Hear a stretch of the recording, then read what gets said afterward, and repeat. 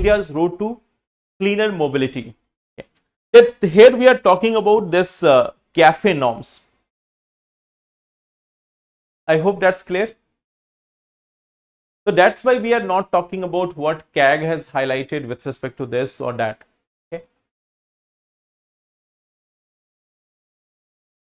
Now, coming to this one part, the CAFE norms. I think you all may have heard about this, the CAFE norms.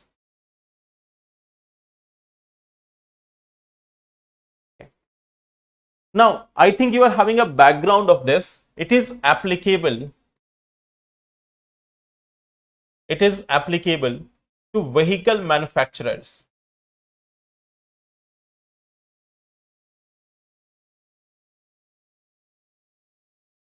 It is applicable to vehicle manufacturers. What is the goal?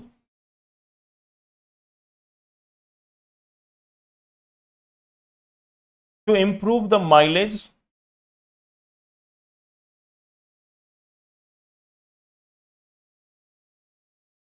means more kilometer per liter of fuel.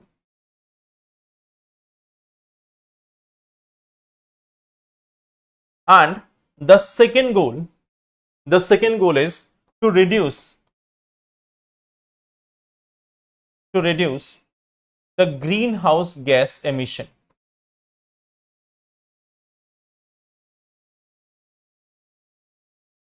To reduce the greenhouse gas emission. Now, in India, if we talk about this, in India, this was something which was proposed first in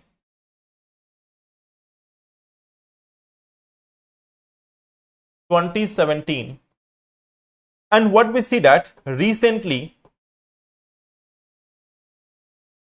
draft proposal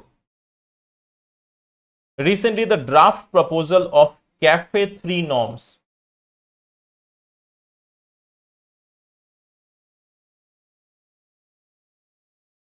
have been published. So see this one thing, this is the background of it. That we are having a CAFE norms, corporate average efficiency norms. Okay. So it is applicable to the vehicle manufacturers. What is the main goal? One of the goal is to improve the mileage and to reduce the greenhouse gas emission. These are the twin goals of this CAFE norms. Now here what we see that in India it was proposed first or implemented first in 2017, and now the third set of rules, the third set of guidelines have come up, which will be effective from 2027 to 2032. So this is going to be applicable from 27 to 32. That is one thing which has come up. Now what we see that this CAFE norms, the aim is this. But what we see that there has been certain criticism of it. So let us look at this. What is the criticism? Okay. What is the criticism? There are 5 different criticisms of the CAFE norms. First thing is the carbon neutrality factor.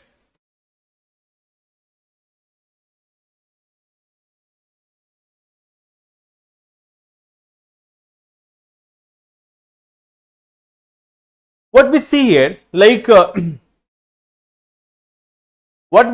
that those who are ethanol compliant vehicles, they are getting benefit. Okay. Or the ethanol vehicles are receiving benefits. Ethanol vehicles are getting benefits.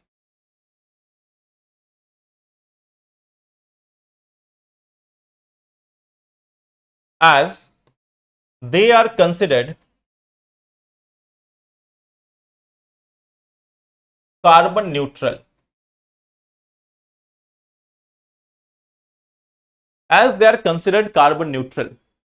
ethanol is considered as carbon neutral. So they are generally getting the benefit in this case. But the problem is, do we have a fixed policy on ethanol? The government has recently said that ethanol is a trial. Government has said that ethanol is a trial. So do we have a fixed policy on this? But what we see, however, ethanol is a trial thing. Ethanol is a trial policy.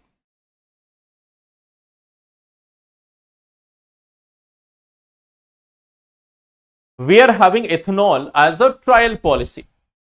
Government has said that we are doing the experiment with ethanol.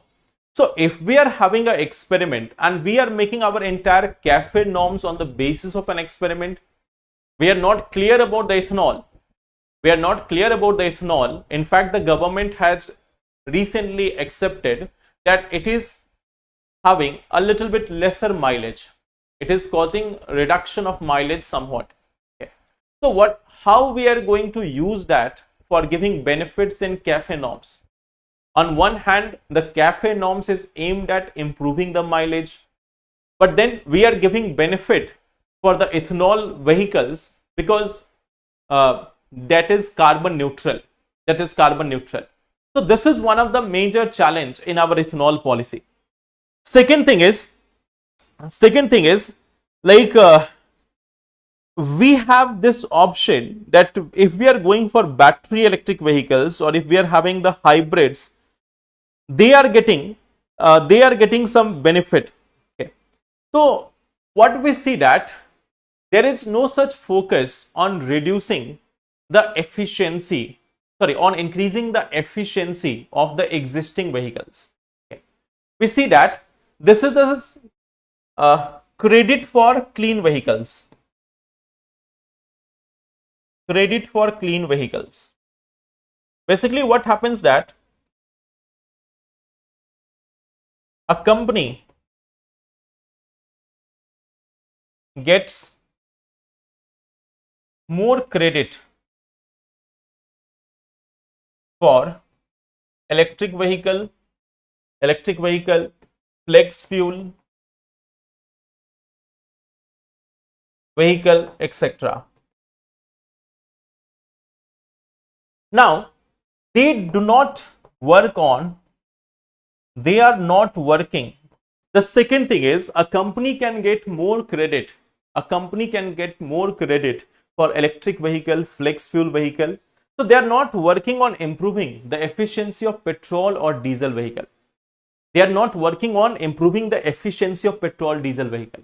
Let me give an example. Suppose a company has a target that they have to sell 100 vehicles. A company has a target that they have to sell 100 vehicles. Now, suppose 50 of them is fossil based, 50 of them is electric vehicle based. They are having a target. The target is you have to reduce 100 tons of emissions. They have a target that you have to reduce 100 tons of emission. So what they are doing, they are simply achieving this target by the help of electric vehicle. They are able to achieve this by the help of electric vehicle. So they don't need to improve their fossil based vehicles. There is no need for them to improve their fossil based vehicle. So they are having so little target. They are having so little target that they are able to achieve it by just having a few electric vehicles. And let me give you an example. If we talk about China, they have got 55% new cell of electric vehicle. In case of India, we are having 4% new cell of electric vehicle. So if there are 100 vehicles in India, only 4 of them are electric. If there are 100 vehicles in India, there are only 4 of them are like electric vehicles. And in case of China, it is 55. So we see that just by having a few numbers of electric vehicles, we are able to get the target completed. We are able to get the target completed. So this is something which is harming our policy. This is something which is harming our policy. The third important factor which has been highlighted here, that like the companies, they can purchase the credit. The third thing is companies can purchase the credit at a cheaper price. Companies can purchase credit for non-compliance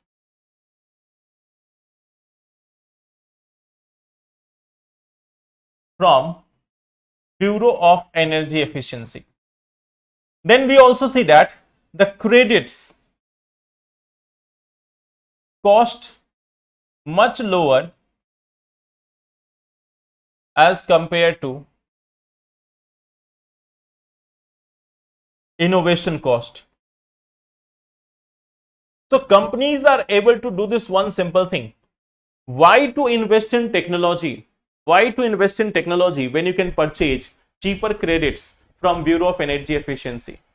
So there is a trading system here also. You can purchase the credit from Bureau of Energy Efficiency to offset the target.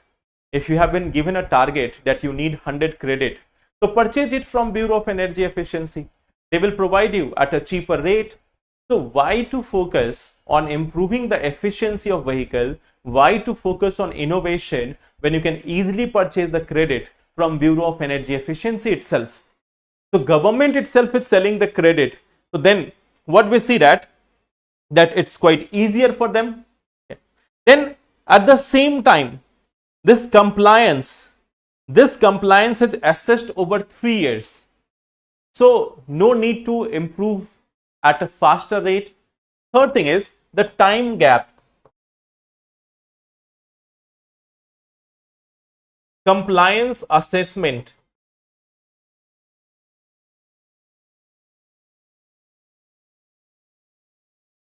in 3 years. So no need to hurry.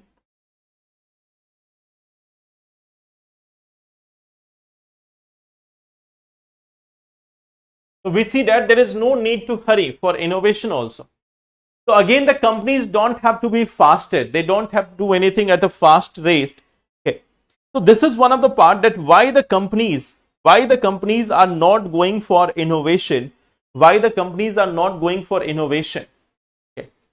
That they know that there is a huge time gap, 3 years. They can easily go for compliance after 2 years. And for compliance also, suppose that even if they fail, they can easily buy the credit from the Bureau of Energy Efficiency. Okay. So this is one of the part. What is the main theme? That we have got the CAFE norms. It is talking about emission reduction, but it is not a sharp policy. It is not a sharp policy which can actually help in reduction of emission. It cannot help in actual reduction of emission because the companies are not in a hurry. The companies are not in a pressure to go for new innovation.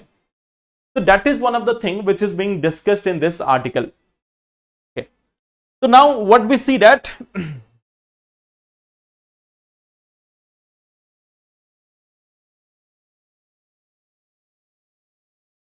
now again here we have a comparison from China. Again here we see that a comparison with China. Now what I was saying that if we compare, we have one comparison with China. China is also having a similar norm with respect to this with respect to this vehicles. They are having dual system. They are having a CAFE norms. Like we are having a CAFE norm, so they are also having CAFE norms. Now the second thing which we see, they are also having a new vehicle requirement, new energy vehicle requirement. So on one side they are pushing the efficiency of their petrol diesel vehicles. Okay, so this is something which is pushing efficiency, and on the other hand what we see, this one is pushing EV vehicles, electric vehicles. So in case of China, there is two things. One is they are going for corporate average efficiency norm similar to India. So this one is pushing the efficiency of the vehicles, the petrol diesel vehicles. On the other hand, they are also having a new energy vehicle requirement which is pushing the supply of vehicles with new energy like electric vehicles or the hybrid vehicles or the flex fuel vehicles. So that's why you can see that in China we have 55% of new cars or new vehicles which are electric vehicles. So that is the difference. That is the difference which we see here in the case of the corporate average, in case of Indian CAFE norms versus China. I hope this one topic is clear. See, let me explain it to you again. First of all, we have seen that in India, we have got the corporate average fuel efficiency norms. Corporate average fuel efficiency norms. It was first proposed in 2017. Now we have got a new proposal for CAFE 3 norms. What we see that it is applicable to vehicle manufacturers. There is twin goal to improve the mileage to reduce the greenhouse gas emission. Now here, when we look at this, there are certain criticism. First of all, we see that ethanol vehicles are getting reward under this new norm. Now we see that ethanol is not our clearly established policy. Despite that, we are having a focus on ethanol. So this is something which is considered challenging. Second part here, that like suppose that credit for clean vehicles. So a company which is there under the CAFE norms, they will get more credits for their clean vehicles. Now the thing is, if they are getting the credit for new vehicles, that to a higher credit, they are not going to improve the petrol or diesel vehicles. What we also see here that companies, they can purchase the credit from non-compliance. They can easily purchase the credit, and when they are purchasing it, it is at a much lower cost. So they are not focusing on innovation. They have no such incentive to focus on innovation. At the same time, their compliance is going to be assessed in 3 years. So if there is a 3-year gap, like suppose if you have an exam 3 years later, so will you start preparing for the exam in the same manner?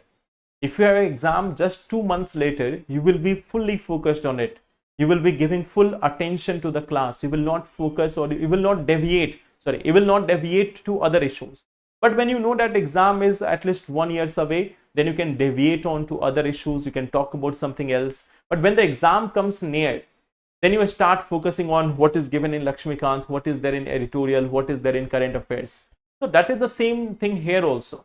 That if they have to comply after 3 years, they will not be that much attentive. They will not be that much attentive. Okay. So this is the one part which we see, that what are the issues. If we compare with China, they are also having a similar CAFE norms. They are also having new energy vehicle credit requirement. So on one side, they are pushing the efficiency of vehicles. On the other side, they are also going for new clean energy vehicles also. Okay. So I hope that's clear. ये दोनों topic clear है आपको?